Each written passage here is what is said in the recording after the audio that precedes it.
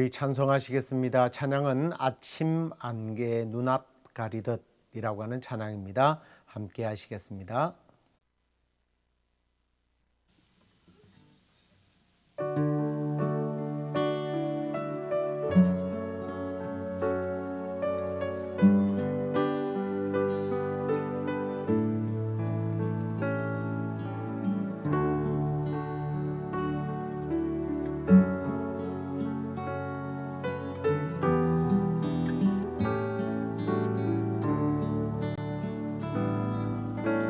아침 안개 눈앞 가리듯 나의 약한 믿음 의심 쌓일 때 부드럽게 다가온 주의 음성 아무것도 염려하지 마라 비추기에 바위 패이듯 나의 작은 소망 사라져갈 때 고요하게 들리는 주의 음성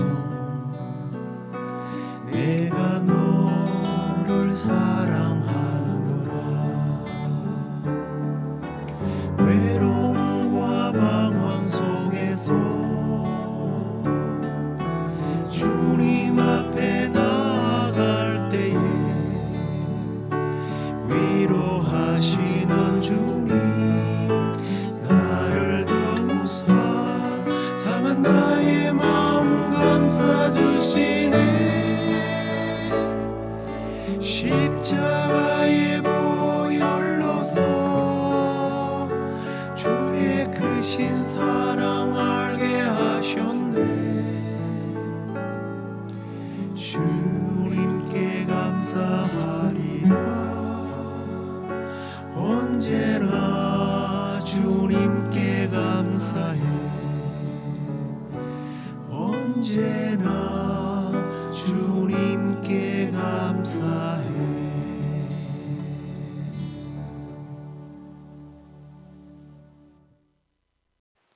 사도신경으로 우리의 신앙을 고백드리겠습니다.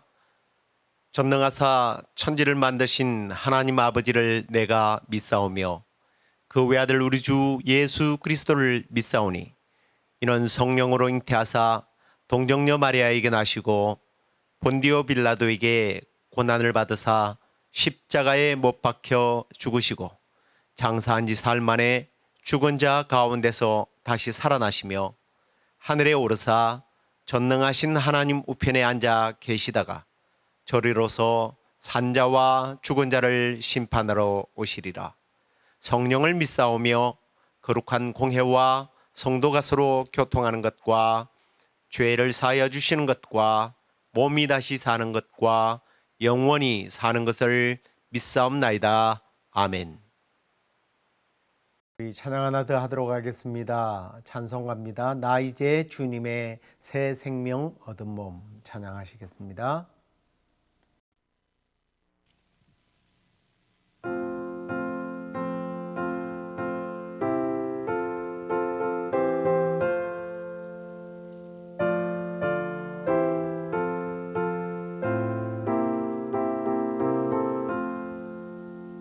나 이제 주님의 새 생명 얻은 몸 옛 것은 지나고 새 사람이로다 그 생명 내 맘에 강같이 흐르고 그 사랑 내게서 해같이 빛난다 영생을 누리며 주 안에 살리라 오늘도 내일도 주와 함께 살리라 주 안에 감추인 새 생명 얻으니 이전에 줬던 곳 이제는 값없다 하늘의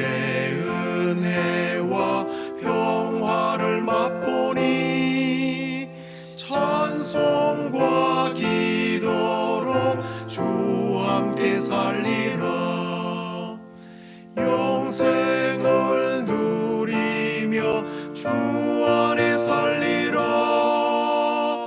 오늘도 내일도 주와 함께 살리라.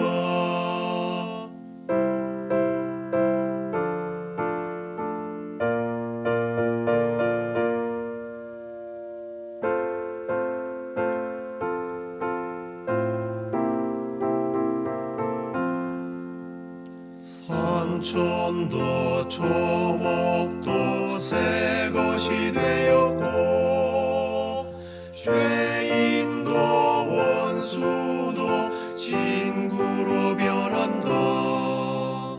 새 생명 얻은 자 영생을 누리니 주님을 모신 맘 새 하늘이로다. 영생을 누리며 주 안에 살리라. 오늘도 내일도 주와 함께 살리라. 주 따라가는 길 험하고 멀어도 찬송을 부르며 뒤따라가리라. 주를 모시고 영원히 살리라. 날마다 섬기며 주와 함께 살리라. 영생을 누리며 주 안에 살리라.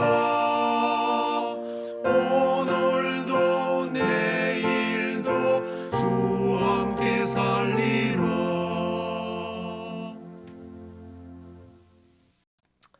자, 오늘 말씀 출애굽기 20장 13절 말씀입니다. 살인하지 말라. 오늘은 화요일 날 나누었던 10계명 제6계명 소요리 문답 내용을 가지고 다시 말씀을 나누도록 하겠습니다. 질문을 보시겠습니다. 제6계명은 무엇입니까? 방금 우리가 읽었던 말씀입니다. 살인하지 말라 하신 것입니다. 그러면 제6계명에서 명하는 것은 무엇입니까? 6계명에서 명한 것은 모든 합법적인 노력을 기울여서 우리 자신의 생명과 또 다른 사람들의 생명을 힘써 보존하라는 것입니다. 다음 6계명에서 금하는 것은 무엇입니까? 금하는 것은 우리 자신의 생명과 이웃의 생명을 불의하게 빼앗거나 해하는 일들입니다. 그것을 해서는 안 된다는 것이죠. 자, 오늘 우리가 이제 제6계명을 나누게 되는데 이 6계명은 그냥 간단하게 말하면 하나님의 형상을 닮은 하나님의 형상인 사람을 귀하게 여겨야 한다라는 것입니다. 창세기 1장 26절은 우리가 하나님의 형상대로 지음을 받았다고 말씀하죠. 하나님이 이르시되 우리의 형상을 따라 우리의 모양대로 우리가 사람을 만들고 그들로 바다의 물고기와 하늘의 새와 가축과 온 땅과 땅에 기는 모든 것을 다스리게 하자라고 하나님께서 말씀하셨습니다. 다른 피조물과 우리 인간이 다른 점이 있다면 하나님의 형상을 따라 만들어졌다라는 것이죠. 그래서 이 창세기 1장 26절은 우리 사람이요 바다의 물고기와 하늘의 새와 또 가축과 온 땅에 기는 모든 것들을 다스릴 수 있는 권리를 우리에게 주셨다는 겁니다. 그래서 어떤 피조물로 볼 때는 최상위에 있는 권위를 가진 이 사람에 대해서 죽이는 자에게는 매우 엄중한 심판을 하시겠다는 겁니다. 그래서 하나님은 피의 소중함을 알리기 위해서 짐승을 먹어도 피째 먹어서는 안 된다. 피가 얼마나 소중한지를 가르치기 위해서 이 법을 만드셨어요. 그러면서 하나님은 짐승이면 짐승에게 사람이면 또 사람으로, 형제면 그에게서 생명을 찾을 것이다 라고 엄중하게 말씀하셨습니다. 창세기 9장 6절 보십시오.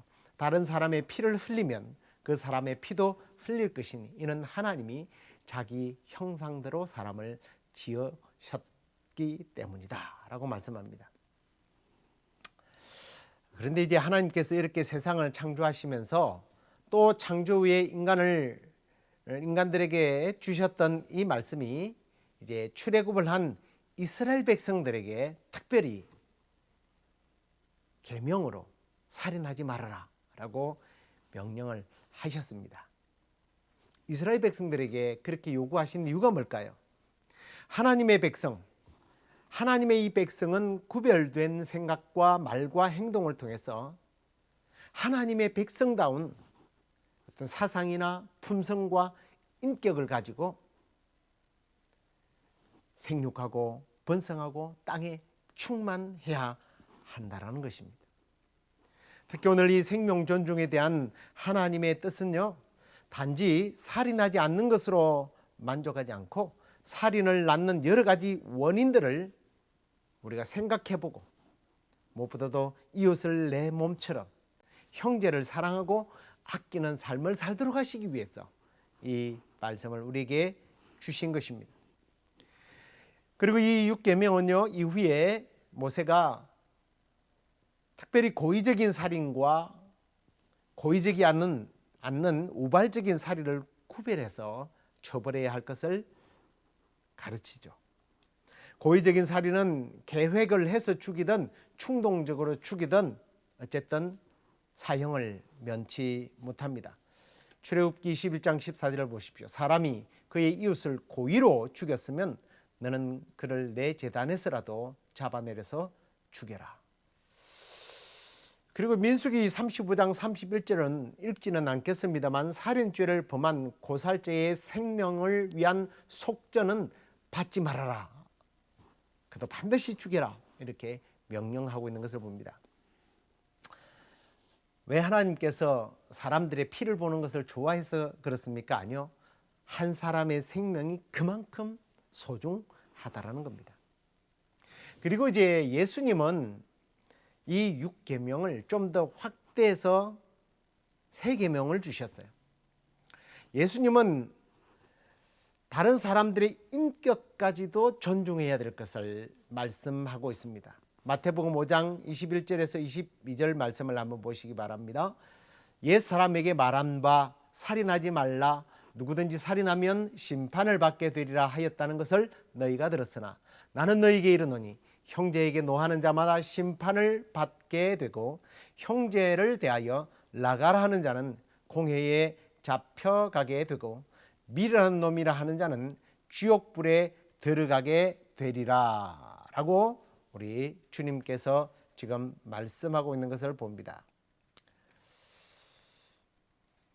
자, 이 지금 마태복음 5장 21절에서 22절 이 말씀은요, 우리 주님께서 사람들을 인격적으로 모독하고 하는 것들을 살인죄와 버금가는 살인죄로 말씀하시는데 이걸 강조하기 위해서 3번이나 반복해서 이와 같은 말씀을 하는 것을 보게 됩니다.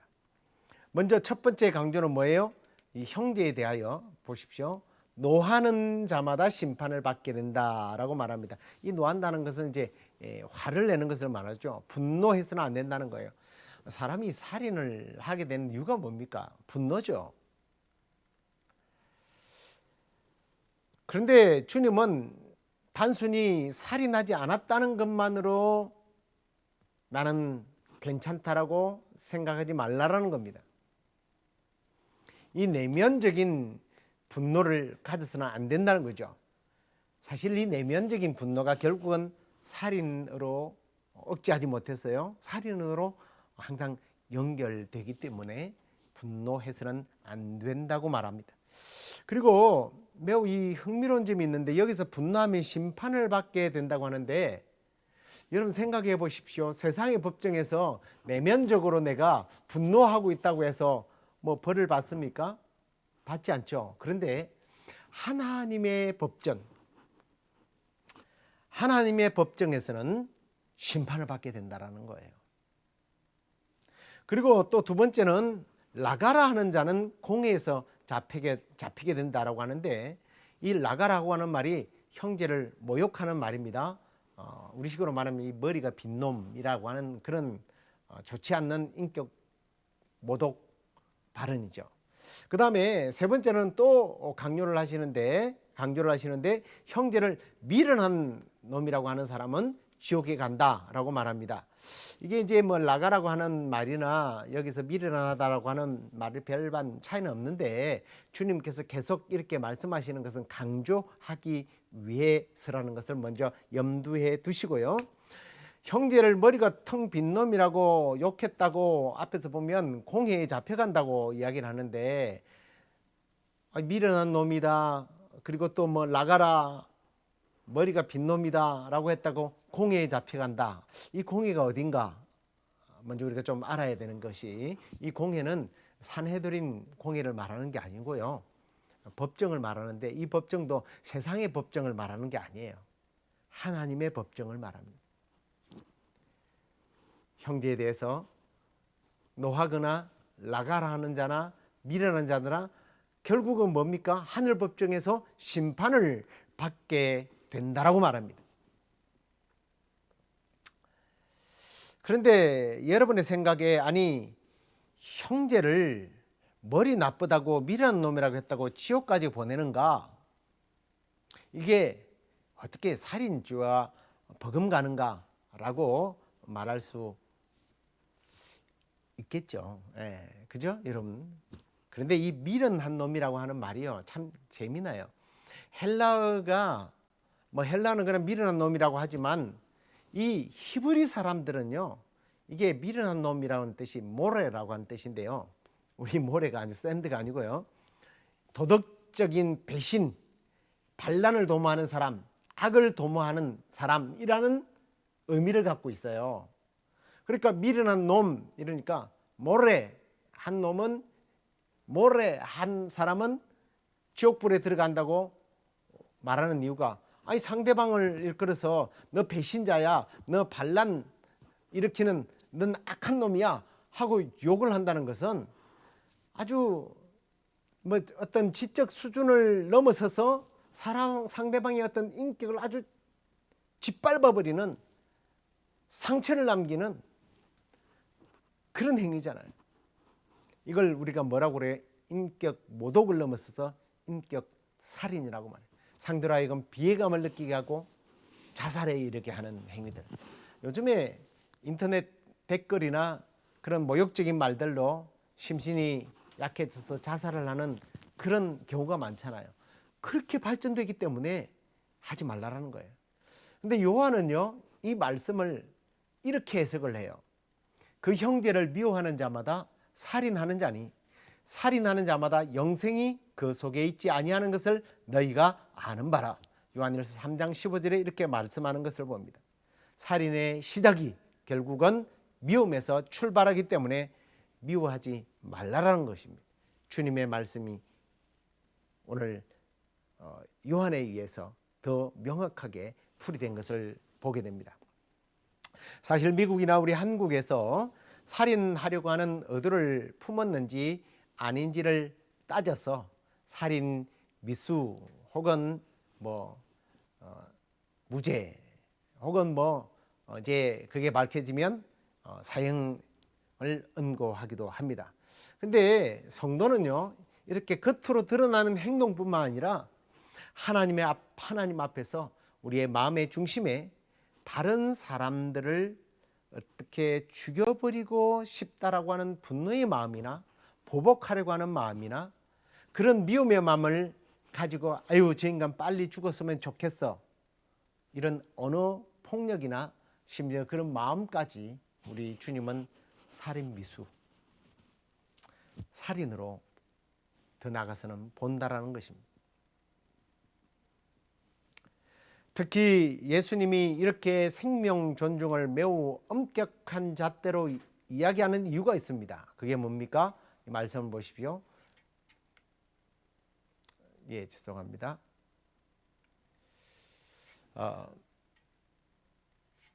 사람이 만일 온 천을 얻고도 제 목숨을 잃으면 무엇이 유익하리요라고 예수님 마가복음 8장에 말씀하셨잖아요. 온 천하보다 한 영혼이 귀하기 때문에 우리 주님은 생명을 존중히 여긴다는 거예요. 그러면 이 살인하지 말라고 하신 이 법을 어디까지 적용해야 하는 겁니다. 성경에서요, 무조건 사람을 죽이면 살인죄라고 말하고 있지는 않아요. 모든 것이 살인죄는 아니에요. 그 첫 번째, 정당방위입니다. 도둑이 뚫고 들어오는 것을 보고 그를 쳐 죽이면 피 흘린 죄가 없다라고 말합니다. 정당방위죠. 나를 보호하기 위해서 살인을 했을 경우에는 죄가 없다라고 하나님께서 말씀하십니다. 두 번째로는 사형을 집행하는 사람들은 살인죄가 아닙니다.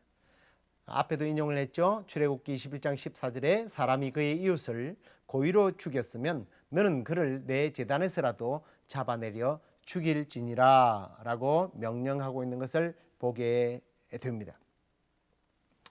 결코 사형을 집행하는 사람들이 살인죄를 저지른 것은 아니다 라는 거죠. 작년에요, 한국에서 사형 제도를 위헌이라고 헌법재판소에 고발한 사람들이 있었습니다. 근데 이게 패소를 했어요. 그러자 헌법재판소에 염수정 추기경을 비롯한 한국 천주교 주교단 27명이 전원 소명을 해서 사형제도 위헌 결정 호소 의견서라는 것을 제출하게 되었습니다. 이들은요, 사형은 모든 사람의 생명권에 대한 심각한 모욕이다라고 하면서 사형제도에 대한 위헌 결정을 내려달라고 호소를 했습니다. 여러분은 이 호소문에 대해서 어떻게 생각하시는지요? 글쎄요, 제 개인적인 생각이라고 그렇게 평가하셔도 됩니다. 상관없습니다. 제가 일반 하나님을 모르는 사람들이 이런 이야기를 한다면 저는 비판하지 않겠습니다. 살인을 한 사람의 생명권은 존중받아야 하고, 그러면 피해를 입고 죽은 사람의 생명권은 무시해도 된다는 얘기입니까? 그게 하나님의 법칙입니까? 성경이 그렇게 말하고 있어요. 그리고 이 사람들은요, 사형제도가 강력 범죄 억제와 아무런 상관관계가 없다라는 것을 헌법재판관들도 잘 알고 있을 것이라고 이 성명서에 밝혔습니다. 여러분, 사형제도가 강력 범죄 억제는 못했는지 저는 그것에 관심이 없어요. 이 사람들에게 관심이 많습니다. 그래, 이 사람들은요, 사형제도가 강력 범죄 억제에 아무런 상관관계가 없다라는 것을 어떻게 조사를 했는지 조사를 하고 연구를 하고, 또 헌법재판관들에게 당신들 이럴 수 있어, 당신들은 양심도 없는 사람들이요 하고 호소를 했는데, 아니 그런 사람들이 어떻게 성경은 연구를 안 합니까? 성경에서 무엇을 말씀하고 있는지 왜 그들은 연구를 안 하는지 모르겠어요. 사제단들이잖아요. 더 기가 막힌 것은 프란치스코 교황이 2019년 벨기에에서 열린 세계 사형 폐지 총회의 영상을, 그때 말한 이 영상을 하나님의 말씀보다 이 사람들은 더 추종을 하더라고요. 교황이 무슨 말을 했느냐면, 아무리 죄악의 범죄를 저질렀다 하더라도 그 사람의 존엄성은 상실되지 않는다. 그 누구도 고통받고 상처 입은 공동체를 다시 포용할 기회를 박탈당하거나 죽임을 당해서는 안 된다. 그러면서 각국의 지도자들에게 사형제도의 전면적 폐지를 촉구한다라고 영상 메시지를 보냈습니다. 심각한 착각입니다. 자기가 하나님인 줄 알아요. 천주교는 이미 교황을 모한 사람으로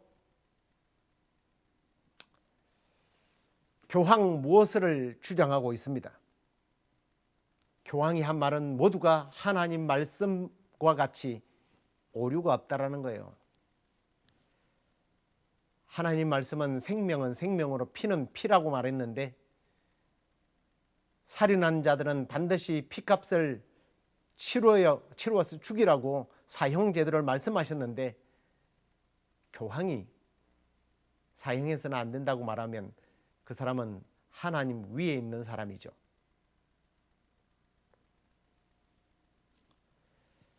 다른 사람들의 생명의 주권을 빼앗은 자들에 대해서는 그 자신의 주권을 빼앗는 것이 성경적 원리입니다. 하나님의 말씀입니다. 심지어 예수님은 살인하지 않았지만 그 살인의 시작이 되는 미움, 분노조차도 하늘의 법정에서 심판을 받게 될 것이라고 말씀했습니다. 왜요? 우리는 하나님의 형상을 닮은 사람이기 때문에 온 천하보다 귀한 존엄성을 가진 존재이기 때문입니다. 그러나 한편으로 우리가 그렇다면 누군가를 미워하지 않았고 살인하지 않았다고 그것에 만족하면 되는가 하는 겁니다. 아니요. 우리가 실천해야 할 두 가지가 있습니다. 이 두 가지를 나누고 말씀을 마칠게요. 우리가 실천해야 할 두 가지.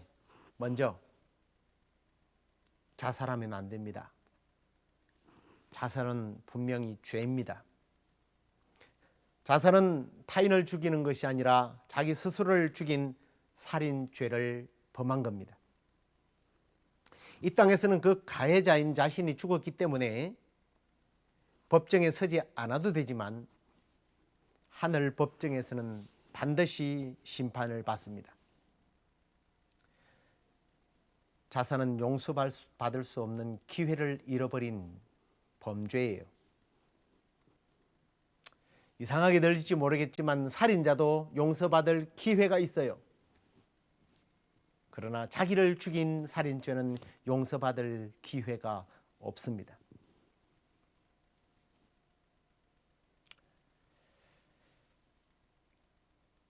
나의 생명을 끊는 것만 자살이 아니죠. 자기에 대하여 너 미련하다, 바보다, 어리석다 자신에게 분노하는 것도 살인죄가 됩니다. 아니, 그것이 바로 자기를 죽이는 살인죄를 짓게 하는 원인이 되기 때문입니다. 자신을 사랑하십시오. 그래야 하늘 법정에서 심판을 받지 않습니다. 내 이웃을 사랑하라? 예, 살인하지 말라도 내 이웃을 사랑하는 법이죠. 그렇지만 우리 주님은 이렇게 말씀하십니다. 내 몸처럼 사랑하라. 자신을 먼저 사랑하세요. 뿐만 아니라 나의 생명은 천하보다 귀하기 때문에 다른 사람의 생명도 그래서 귀합니다. 심지어는 뱃속에 태어나지 않는 태아도 결코 낙태해서는 안 되는 거예요. 천하보다 귀한 존재이기 때문입니다. 노숙자도 귀하고요. 정신지체의 아들도 다 귀합니다. 내가 귀하기에 그들도 귀한 거예요. 두 번째, 단순히 죽이지 않았다고 해서 미워하지 않았다고 해서 만족하지 마십시오. 우리는 살리는 일을 적극적으로 해야 합니다. 그게 뭡니까? 야고보서 5장 20절에 너희가 알 것은 죄인을 미혹된 길에서 돌아서게 하는 자가 그의 영혼을 사망에서 구원할 것이며 허다한 죄를 덮을 것임이라. 영혼을 살리는 일을 해야 한다는 거죠. 구령 사업입니다. 전도하는 일에 힘써야 할 것입니다. 자신을 포함하여 모든 생명을 존중히 여기며 더 나아가 오늘도 영혼을 구원하는 일에 최선을 다하고 실천하는 삶을 살아가는 저와 여러분이 되기를 간절히 주의 이름으로 축원합니다. 기도하겠습니다. 하나님 아버지 감사합니다. 오늘 살인하지 말라고 명령하셨던 하나님의 말씀, 그리고 또 그 말씀이 예수님에 의하여 다른 사람들에게 대하여 분노하거나 또 머리가 비었다고 미련하다고 욕을 하는 그런 인격 모독, 인격 살인조차도 하나님께서는 하늘 법정에서, 세상의 법정에서는 고발당하지 않는다 할지라도 하늘 법정에서는 반드시 그를 심판하여 지옥에 보낸다고 말씀하셨는데, 바로 주님이 그렇게 말씀하신 이유는 살인의 시작이 바로 그런 미움과 분노와 다툼에서부터 시작되기 때문에 그것을 미연에 방지하라고 이 말씀을 주신 줄로 믿고, 우리가 나 자신과 그리고 타인에 대하여 미워하여 나를 죽이는 자살이나 그리고 살인하는 행위가 결코 우리 안에 일어나지 않도록 주여 우리를 사랑하고 이웃을 사랑할 마음을 우리에게 허락해 주옵소서. 무엇보다도 우리가 죽이지 않았다고 만족할 것이 아니라 주님, 살리는 일을 우리가 실천할 수 있는 구령사업에 최선을 다하는 저희들 되게 하여 주옵소서. 하나님, 이 시간에 우리 영분 권사님을 주님의 손에 의탁합니다. 지금 시기가 이리하여 찾아뵙지도 못하고 참으로 병원에서 이제 그 생명이 마치 꺼져가는 촛불처럼 마지막으로 타오르고 있는 이 시점에 성령 하나님, 오늘도 그의 영혼을 붙들어 주셔서 생명의 주님 예수 그리스도의 의를 붙잡고 천국문에 도달할 수 있도록 주여 그 영혼을 붙들어 주시옵소서. 우리 엘리자벳 주님 치료해 주셔서 그의 몸으로 이제 하나님 나라 위하여 쓰임받는 귀한 딸이 되게 하여 주옵소서. 하나님, 갑자기 폐암 선고를 받고 그동안에 하나님과 동떨어졌던 한 형제가 이제 믿음 안에 들어와 보려고 지금 갈등 중에 있는 가운데 있사오니 주님, 그 사랑하는 형제의 영혼을 주께서 불쌍히 여겨주시고 예수 그리스도 앞에 항복하고 돌아와서 복음으로 치유받고 남은 생 하나님을 섬기며 예배하는 자로 살아갈 수 있도록 주께서 함께하여 주시옵소서. 이후에 우리의 또 모든 기도의 소원들 가운데도 주님께서 풍성하게 응답해 주실 줄로 믿사옵고 예수 그리스도의 이름으로 감사하며 기도드리옵나이다. 아멘. 하늘에 계신 우리 아버지여, 이름이 거룩히 여김을 받으시오며 나라의 마옵시며 뜻이 하늘에서 이루어진 것 같이 땅에서도 이루어지이다. 오늘날 우리에게 일용할 양식을 주옵시고 우리가 우리에게 죄의 전자를 사하여 준 것 같이 우리의 죄를 사하여 주옵시고 우리를 시험에 들게 하지 마옵시고 다만 악에서 구하옵소서. 대개 나라와 권세와 영광이 아버지께 영원히 있사옵나이다. 아멘.